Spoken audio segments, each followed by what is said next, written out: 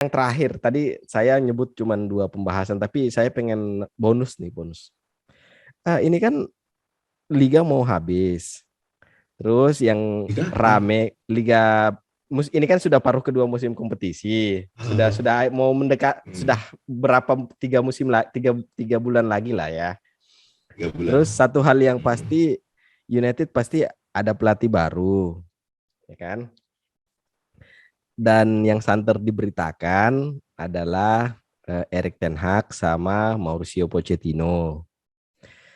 Eh, yang menggelitik kemudian adalah eh, pemberitaan yang mengatakan bahwa Pochettino ini lebih diinginkan sama pemain, sementara Ya, Erik ten Hag ini adalah kemauan Ralf Rangnick. Terlepas dari benar atau enggaknya pemberitaan ini, sebagai fans United, menurut kalian eh, apakah dua manajer ini layak atau cocok buat menangani United, atau kalian punya alternatif buat pengganti Ralf Rangnick di musim berikutnya? kalau aku udah jelas alternatif. Siapa? Ralf Di Hasenhüttl. saat yes, Natal aku merasa memang begini ya, untuk em, memang tidak mudah sih kita merubah em, sebuah formasi gitu ya, sebuah pendekatan, sebuah filosofi dalam dalam melatih sepak bola gitu, itu memang tidak mudah. Bahkan kalau kita bicara pelatih-pelatih yang cukup sukses pun, oke, misalnya kita bicara United ya, kita bicara Sir Alex. Dia menginternalisasi formasi 4-4-2 ala Sir Alex pun itu sebenarnya juga tidak di waktu yang sebentar, sebelum akhirnya dia bisa menemukan kliknya untuk bisa membawa United bisa konsisten gitu. Bahkan kan sempat juga di itu pun kalau kita bicara mungkin bisa bisa ada juga yang orang yang mengatakan lah itu kan beda zaman ya. Mm, Eh, Beda era gitu ya. Oke, itu bisa juga dibenarkan. Cuman memang kalau melihat dari beberapa beberapa apa ya kasus gitu, terutama yang terkini yang aku soroti tentu apa Frank Lampard yang langsung merubah formasi yang sebelumnya 4-4-2 ke 3-4-1-2 di ketiga 3-4-2-1 di Everton kemarin yang berujung kekalahan 3-1 dari Newcastle, itu juga merupakan salah satu contoh kalau menurutku yang memang sebenarnya itu tidak mudah untuk bisa merubah sebuah formasi, sebuah filosofi bertanding dan dengan pemain yang sudah di apa ya, sudah terbiasa dengan pola pelatih lama gitu. Itu juga merupakan satu PR besar dan untuk bisa membuatnya itu berhasil itu tentu perlu setidaknya beberapa waktu. Nah, tapi aku juga menyoroti begini, mm, kenapa aku merasa kok si siapa katakanlah Pochettino kurang cocok? Karena aku merasa MU ini sebenarnya belum belum pas atau belum siap dengan formasi 4-3-3 di mana um, Pochettino sangat terbiasa dengan pola permainan itu di PSG gitu. Dari komposisi pemain pun aku melihat MU belum komplit apabila mau dimainkan dengan strategi 4-3-3. Sedangkan MU sendiri aku merasa sudah sangat nyaman dengan ya masih sangat nyaman dengan sebenarnya pola oleh ball 4-2-3-1 di mana Bruno Fernandes berada di belakang striker gitu ya dan dua sayap di kanan, dua DM gitu. Lupakan oleh. Dan aku merasa transisi dari oleh ball ke Ranyik ball ini kan juga tidak tidak semulus yang diharapkan saat si Rangnick masuk dan digadang-gadang sebagai seorang guru sepak bola modern gitu presiden, dan ternyata pun di MU aku merasa meskipun secara defense oke ya, mereka jarang kebobolan gitu, oke, tapi memang secara konsistensi untuk bisa meraih kemenangan dan menang mudah gitu cukup sulit ternyata. Bahkan melawan klub-klub dari yang kalau kita lihat di atas kertas mereka berada di posisi yang jauh sebenarnya di bawah MU pun mereka tetap kesulitan dan bahkan berujung kekalahan, sangat mungkin gitu. Sangat mungkin setiap klub dari peringkat 1 sampai peringkat 20 untuk bisa mengalahkan MU itu peluangnya terbuka. Beda kalau melihat sekarang Pep Guardiola itu ya, dari peringkat 2 sampai peringkat 20 tuh sangat sulit sekali bisa menang melawan City. Bahkan sebelum bertanding pun mereka mungkin sudah merasa kalah gitu. Nah, um, itu yang kuliah nggak ada di MU dan untuk bisa mentransisikan dari pola sebelumnya di mana pemain yang disusun yang ada sekarang juga merupakan pemain dari formasi yang lama atau formasi pelatih lama, filosofi pelatih lama, dan kemudian dicoba dipaksakan dalam tanda kutip gitu ya kalau aku melihat formasi yang baru, filosofi yang baru dengan pendekatan-pendekatan yang juga baru itu juga nggak mudah. Jadi aku merasa United itu perlu pelatih yang inline secara filosofi, yang juga sudah mengenal Premier League setidaknya lebih lama atau lebih dalam dibandingkan Ralf Rangnick yang memang sebelumnya belum pernah sama sekali melatih klub di Liga Inggris gitu, sehingga ya bisa juga ini menjadi salah satu kendala di mana adaptasi kebiasaan atau adaptasi pola pertandingan kan juga jauh berbeda apabila dibandingkan dengan Liga Jerman, Bundesliga ataupun Liga Rusia di mana dia sebelumnya menjabat sebagai direktur teknis ya di Spartak Moskow kalau nggak salah. Moskow ya.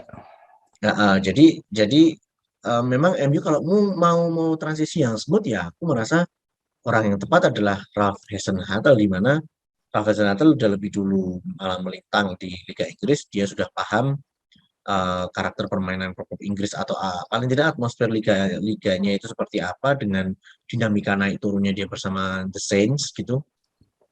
Dan aku melihat perkembangannya juga cukup oke dengan skuad yang ada. Mereka juga sebenarnya masih bisa menjadi giant killer di musim ini. Itu aku merasa memang apa ya, United sepertinya memang perlu pelatih ini gitu untuk bisa mentransisikan dengan baik dan juga bisa menerjemahkan keinginan dari Ralf Rangnick untuk bisa dimainkan di atmosfer Liga Inggris. Nah, harapanku sih apabila memang benar nanti Hasenhuttl yang dipilih ya harapannya bisa sesegera mungkin sehingga paling tidak di awal musim depan itu udah bisa langsung nyetel itu setidaknya secara pola permainan dan filosofinya si Ralf Hasenhuttl aku harapkan bisa menjadi penyeimbang yang baik antara para pemain dengan si Ralf Rangnick ini nanti yang dia akan dibuat sebagai direktur teknis ya. Direktur teknis kalau nggak salah konsultan ya, sehingga harapannya si Mr. Consultant ini proyeknya bisa berhasil nih di United ini, karena memang untuk klub sekali United karena MU ini kan juga bukan hanya sebuah klub sebenarnya.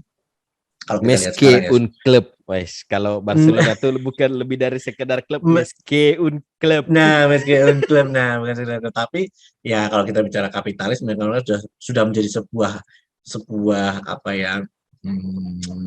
klub dengan kapitalisme yang lumayan advance nih MU ini. Jadi apapun pergerakannya, menang kalahnya sangat berpengaruh terhadap oke lah kalau kita bisa bicara kayak bursa saham dan lain-lain. Jadi mereka sangat menjaga agar menjaga nama baik lah bisa dibilang begitu, agar mereka bisa tetap menjaga posisinya sebagai sebuah klub tetap berada di papan atas. Dan menurutku sih dengan kondisi yang ada ya itu tadi hanya seorang Ralf Hasenhuttl yang menurutku lebih pas dibandingin Erik ten Hag, dibandingin Pochettino ataupun dibandingin pelatih lain. Kecuali memang Jurgen Klopp tiba-tiba gue mau bantu MU nih, gue aja deh yang ke situ. Nah, itu lebih asik lagi tuh mungkin ya. Ya meskipun harus mentransisikan 4-3-3 dengan secara drastis itu juga nggak mudah, tapi ya siapa tahu gitu kan. Atau Thomas Tuchel udah MU. Berarti ini dong. Di Chelsea ya. Berarti asumsinya alternatifnya Kakak Timi ini Ralf Hasenhuttl jadi manajer United berikutnya semata-mata karena faktor orang dalam. Betul, agar karena orang dalamnya kebetulan memiliki konsep yang sudah dijalankan dengan baik oleh si Ralf Hasenhuttl ini, sehingga harapanku adalah dia bisa menerjemahkan karena dia sudah beberapa waktu di Inggris, kemudian dia juga dinilai waktu di Leipzig juga bagus dan bisa menerjemahkan apa maunya si Ralf Rangnick ini, sehingga menurutku aku punya harapan besar Ralf Hasenhuttl bisa juga mentransisikan MU dengan baik di bawah pantauan si The Consultant ini gitu. Oke, menarik. Opsi alternatifnya di luar nalar, di luar dugaan. Di luar nalar memang. Iya. Memang banyak yang komen nggak setuju, tapi ada juga yang setuju waktu aku beberapa waktu lalu. Iya. Menuliskan nama itu di salah satu komentar di Twitter. Iya. Tapi apakah Ralph Hasenhuttl dari track recordnya dia di Southampton sejauh ini selama lebih dari 3 musim, apakah dia itu sudah selain faktor orang dalam, apakah dia sudah memiliki centang untuk melatih United dalam artian begini? United itu kan penyakitnya itu selain manajemennya yang bosok, itu pemainnya juga terlalu powerful dalam artian punya pengaruh. Nah, itu. Sepanjang pengamatannya Kakak Timi di terkait Ralph Hasenhuttl, apakah dia bisa menjadi manajer yang piawai dalam manajemen, dalam artian begini, pendekatannya ke pemain itu lebih tegas karena dari setahu saya ya, apa yang dilakukan Rangnick sekarang itu nggak pernah dilakukan sama Ole sebelumnya. Maksudnya Ralf Rangnick itu mirip Mourinho, cuman seperti yang sudah dibahas di podcast sebelumnya, Rangnick itu sebenarnya nggak beda jauh sama Mourinho, cuman dia lebih disukai aja sama media dibanding Mourinho. Jadi image-nya masih lebih bagus lah. Nah, pertanyaan saya itu tadi, apakah dia bisa mengakomodasi dan bisa menjadi manajer yang manajemennya bagus? Kalau bicara manajemen, aku rasa sih ya, aku melihat kayak ini tapi hanya pengamatan dari luar ya, hanya memang benar-benar dari perasaan sepertinya gitu ya, dia perasaannya kayaknya sih ya kayak gitu ya. Kayaknya sih kalau melihat dari apa ya, dari gayanya memimpin para pemain di lapangan, kemudian dia bisa, saya ingat waktu bisa sempat nangis saat Southampton bisa menang lawan City kalau nggak salah, City atau mana ya, 1-0 saat itu. Itu betapa aku melihat passionnya dia di dalam memimpin sebuah tim ini, dan untuk bisa mengalahkan City saat itu juga bukan tugas yang mudah gitu. Dan dengan dengan kaliber pelatih yang mungkin memiliki manajemen buruk, aku pikir nggak bisa seberuntung itu dalam memenangkan sebuah pertandingan melawan City saat itu. Dan juga bahkan kemarin mengalahkan Antonio Conte di kandang sendiri itu juga merupakan salah satu bukti bahwa sebenarnya Ralph Hasenhuttl ini memiliki manajemen yang bagus. Mirip-mirip dengan Jurgen Klopp lah kalau aku lihat dari karakter si pelatihnya ya, di mana dia memiliki passion yang tinggi, passionate banget dalam memimpin timnya untuk bisa memenangkan sebuah pertandingan. Meskipun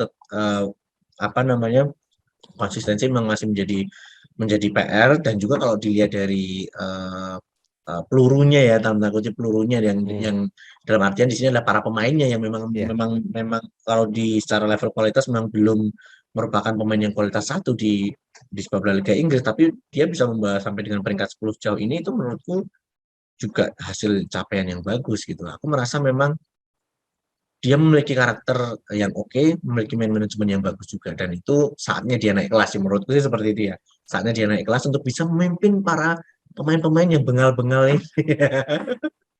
Tapi gini, Hasenhuttl, Southamptonnya Hasenhuttl musim lalu apa 2 musim lalu dibantai sama United 9-0. Oke. Ya itu aja, gesek voucher aja nggak masalah. Voucher.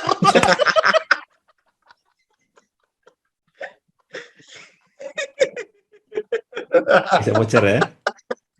Gesek voucher nggak masalah. Tapi kalau mau pelatih yang passionnya tinggi, Alan Pardew lumayan tinggi juga passionnya, suka joget-joget. Iya sih, benar sih kalau gitu. Alan Pardew sekarang dilatih di mana? Nganggur dia. Nganggur ya. Oke, Ralph Hasenhuttl. Oke, menarik. Oke. Nah, ya itu ada benarnya juga sih kalau misalnya Hasenhuttl terus Rangnick terus kemarin Hasenhuttl menang 2-3 pakai formasi 4-2-2, jadi sudah nggak asing lah kalau misalnya mau diterapkan di United juga kan. Kalau Midian, gimana nih pandangannya Eh, tentang calon pengganti Ten Hag. manajer United? Jadi kalau dari dua nama tadi yang sempat ditawarkan, memang udah lama ini ya Erik Iya. Ten Hag dan Pochettino ini selalu jadi 1-2 lah calon pengganti. Cuman memang kalau misalnya disuruh pilih yang mana, Erik Ten Hag, jangan Pochettino. Terlalu Pochettino terlalu nggak bisa kayaknya nangani sekelas MU. Hmm. Tapi aku berharap ada momen plot twist nih. Karena kan selama ini selalu dua nama ini. Aku berharap momen plot twist seperti Capres dulu awalnya Mahmud MD sama Caimin, tiba-tiba Maruf Amin kan? Iya. Maruf Amin kan? Manuver detik terakhir ya. Kalau Kakak Timi tadi bilang Hasan Hatel. Hasan Hatel karena ada orang dalamnya gitu kan. Aku sih lebih melihatnya itu atau bahasanya itu lebih ke bilang German connection ya. Jadi kemungkinan besar memang nggak bakalan jauh-jauh dari orang Jerman. Kalau misalnya disuruh pilih dari aku sendiri, aku lebih milihnya itu Julian Nagelsmann sebenarnya. Kalau yang disampaikan Kakak Timi tadi kan memang murni karena memang sudah tahu tuh budaya di Liga Inggris kan. Kalau aku melihatnya secara umum itu dari Jerman connection-nya dan jatuh pilihan itu ke Julian Nagelsmann. Itu kalau prediksi di luar dari dua nama tadi. Tapi kalau misalnya ditanya siapa pengennya melatih MU, masih konsisten. Aku pengen di MU ini dilatih sama pelatih Itali. Antonio Conte ya. Entah Antonio Conte atau Gasperini. Lebih aneh lagi pilihannya. Gasperini. Pokoknya pelatih Itali. Jadi nggak pilih Inzaghi sekalian. Jadi pokoknya pengen aja dilatih dari orang Itali gitu, karena pengen merasakan gimana sih MU 352 atau dengan gaya-gaya Italinya kan. Karena kalau misalnya kita lihat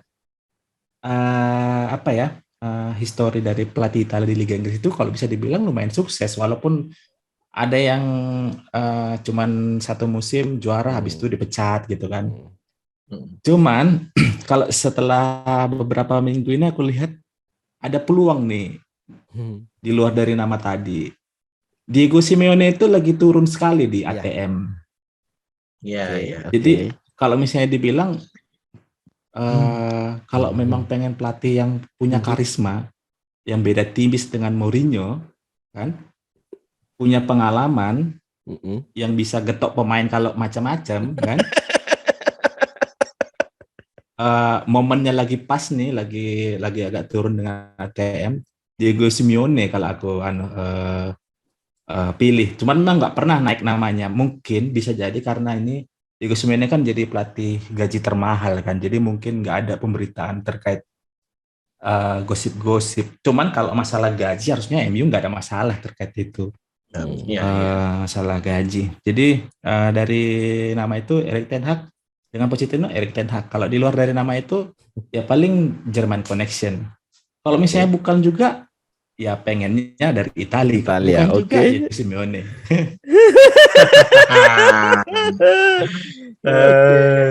Habis itu akhirnya Ralf Hasenhuttl yang dipilih.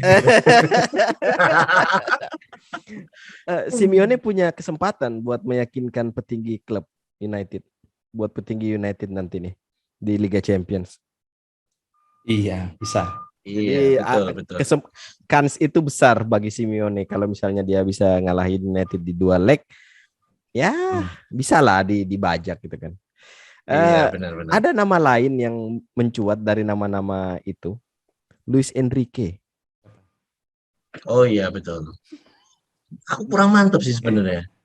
Oke. Ya, tapi gimana kurang mantap sama Luis Enrique. Oke. Padahal dia sempat bawa Barca juara champion juga ya, tapi itu juga dan akhirnya di timnas Spanyol, dan timnas Spanyol juga meskipun belum bisa sampai sengeri saat masa-masa jayanya beberapa tahun lalu, tapi ya progresnya memang kelihatan sih, kayak Ferran Torres, pemain-pemain muda yang sekarang itu juga kelihatan bersinar banget di timnas. Eh, Cuman eh, nggak tahu ya, aku merasa kok nggak mantep aja sih, nggak mantep ya. nggak mantep. Kalau ini Ini main perasaan sih, murni main kalau perasaan. Lopetegui, kalau Julen Lopetegui gimana? Itu juga sempat naik namanya. Sevilla ya, yang dulu sempat Kayaknya kalau Sevilla sebelum. Iya. pelatih Spanyol kayaknya agak apa ya? Kurang greget. Kayak nggak cocok kayak itu di Sepertinya di begitu. MU tuh kayak nggak masuk gitu. Iya. Mungkin yang masuk pelatih Spanyol di MU itu good evening. Mungkin cocok ya. Good evening ya. Kalau saya juga lebih cenderung kalau dari dua nama itu ya. Erik ten Hag sebenarnya. Enggak, Pochettino itu saya enggak merasa Pochettino itu masuk di jajaran manajer terbaik di sekarang. Salah satu dari manajer terbaik itu dia itu enggak ada bagus, gimana ya, rata-rata sih menurutku dari dia di Spurs. Ya meskipun pembelaannya orang-orang karena Pochettino bisa bawa Spurs ke final dengan kondisi skuadnya yang pas-pasan, tapi tetap saja bahwa final itu enggak juara ya sama aja gitu. Kalau Ten Hag sudah terbukti meskipun cuman masih sebatas lokalan ya kan. Tapi kalau dari gaya main juga Pochettino sama Ten Hag itu kalau yang mirip dengan Rangnick ya, dengan konsepnya Rangnick ya. Ten Hag sih kayaknya juga. Kayaknya Ten Hag lebih mendekati, lebih cepat. Kalau Pochettino itu lebih slow. Meskipun dia pakai 4-2-3-1 juga. Ten Hag kadang 4-3-3. Tapi ya saya nggak ada opsi alternatif yang benar-benar menonjol gitu loh. Dari seperti yang kalian sebutkan tadi itu kan saya benar-benar wah, ini banyak juga dia yang pengen lihat United dilatih pelatih aneh gitu kan. Kalau ekstrim iya, kalau saya tetap siapa ya? Mauricio Sarri. Rooney. Kenapa Sarri? Atau Wayne Rooney? Enggak, bukan. Saya untuk jangka pendek saya nggak tahu, saya blank sama sekali, nggak punya jawaban. Jadi opsi saya cuma di Ten Hag sama Pochettino.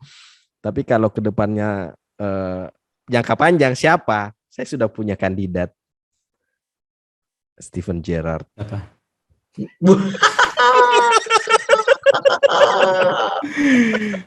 bakal gempar. Jadi, tapi kalau ini kejadian ya kalau ini kejadian bener nih bisa di thumbnailkan untuk bisa jadi dihebohkan lagi, untuk bisa di-share ke netizen nih kalau memang benar kejadian. Meskipun sebenarnya 90% kemungkinan nggak kejadian ya. Enggak. Tapi ya nggak tahu kalau ternyata tawarannya datang dan nggak bisa ditolak secara nominal maupun secara proyeknya nggak bisa ditolak sama siapa, Gerrard, ya sangat mungkin dan seru banget tuh bakalan jadi pertandingan Liverpool tuh nanti kan. Kenapa Steven Gerrard? Karena Steven Gerrard offensive fullback-nya jalan, terus dia juga ada polanya lah, terus dia cakep udah, pembawaannya di pinggir lapangan tuh bagus banget. Iya kayak mantep gitu ya, kayak percaya diri banget gitu ya. Iya, jadi ya Steven Gerrard mungkin bisa pindah 5 tahun ke depan, nggak apa-apa. Boleh kasih lah. Berharaplah terpleset sekali-sekali di kamar mandi kan, kebentur kepalanya kan.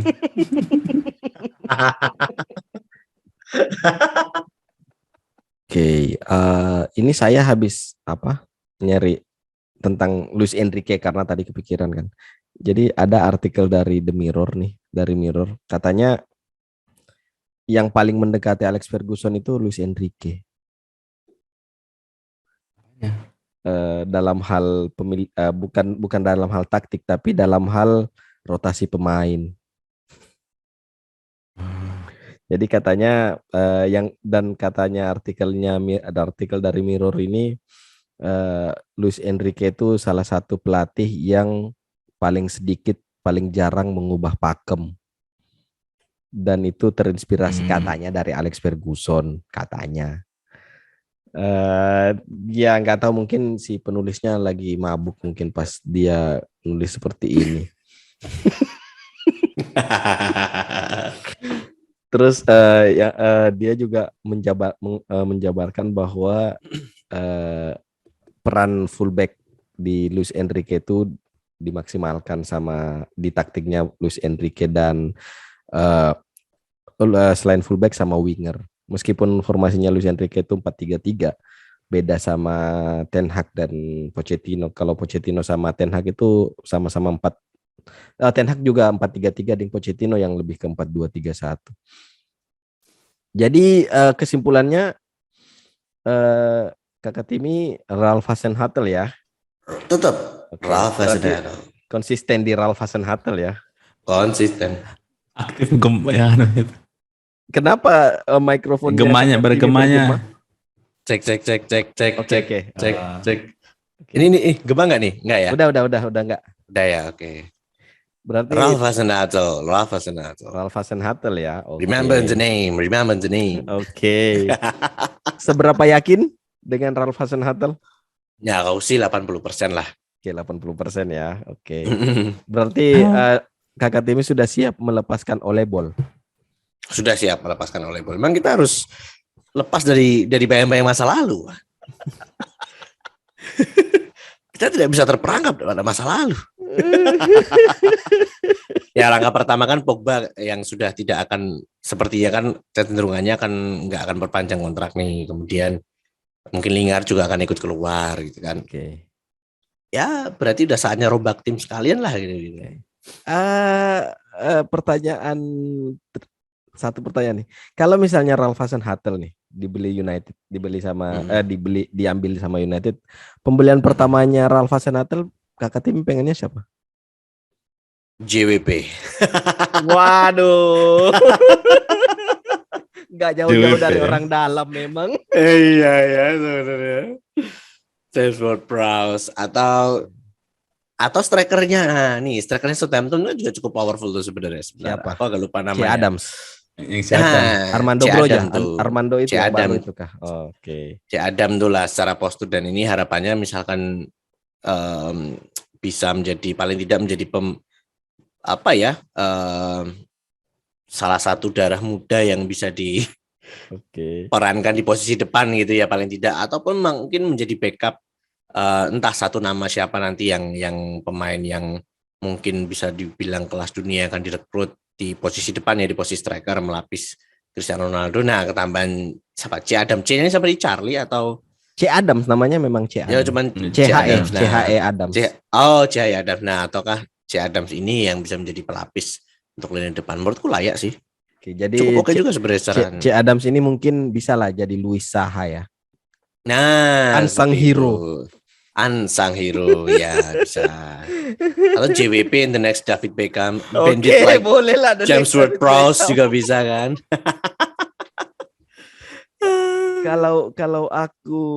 Kalau Ralph Hasenhuttl ya, aku pengennya dia bawa Tino Livramento. Di mana dia? Bek kanan. Sih. Produknya Chelsea. Satu posisi lemahnya United juga sih ya bek kanan nih. Ya.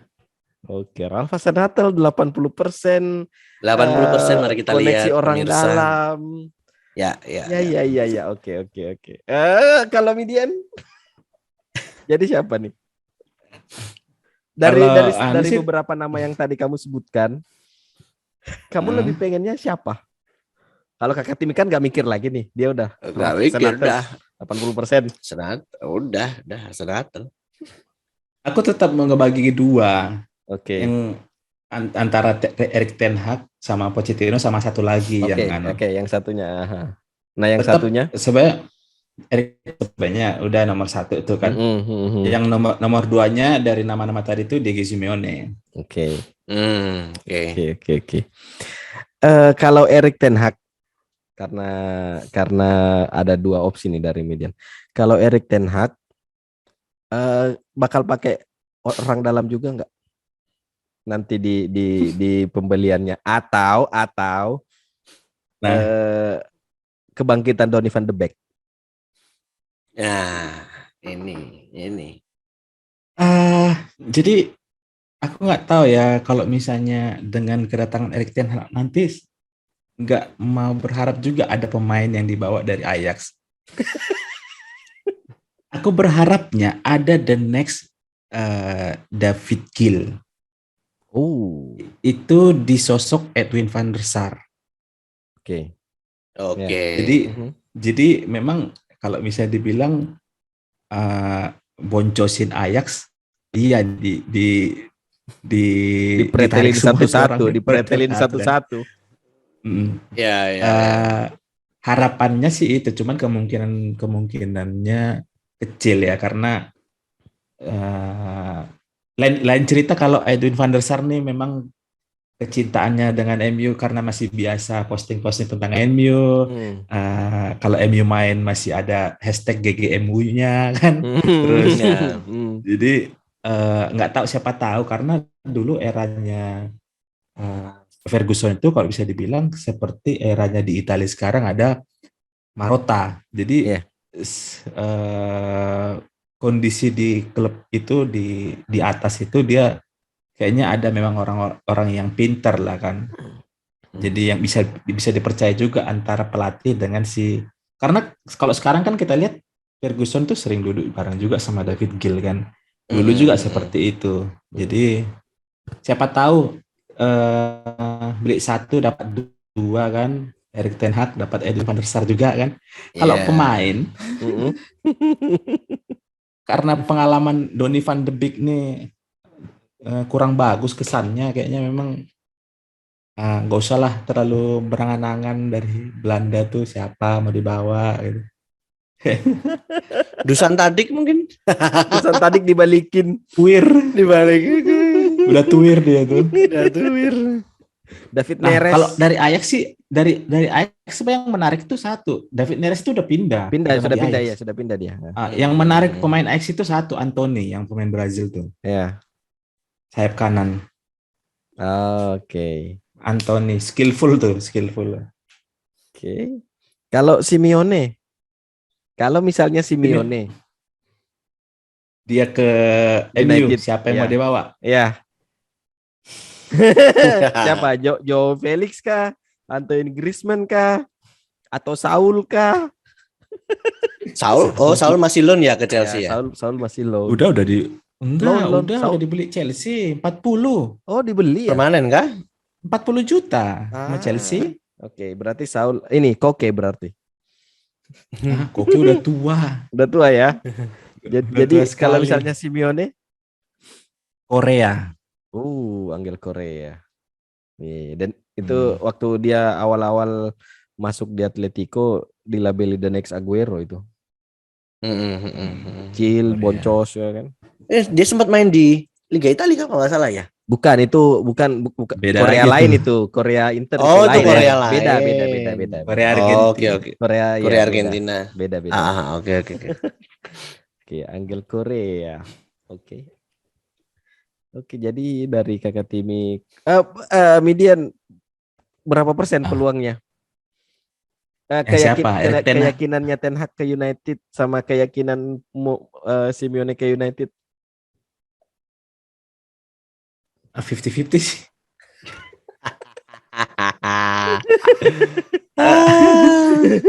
Aku masih berharap ada plot twist lah yang memang nggak terduga. Ya. Cuman memang makanya kenapa 50-50. Jadi nggak ada gambaran sama sekali sebenarnya. Ya, mungkin nanti Luis Enrique plot twistnya. Iya, siapa tahu. Dan Juan Mata bisa jadi regular player lagi. Gak jauh-jauh dari koneksi orang dalam. Lagi koneksi.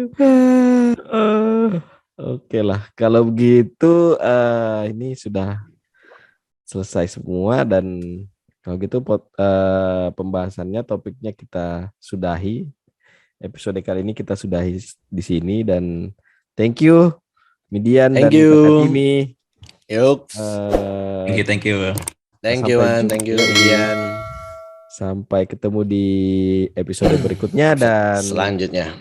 Dan yang kebetulan nonton video ini, kalau kalian suka silakan di like, kalau nggak suka di dislike aja, nggak apa-apa, gratis kok. Dan jangan lupa subscribe. So thank you. Thank you. Have a good night. Bye bye guys. Have a good night. Bye you. Langsung jadi wallpaper, ganti wallpaper dia. Udah di Norwegia dia tiba-tiba. Sudah di Norwegia.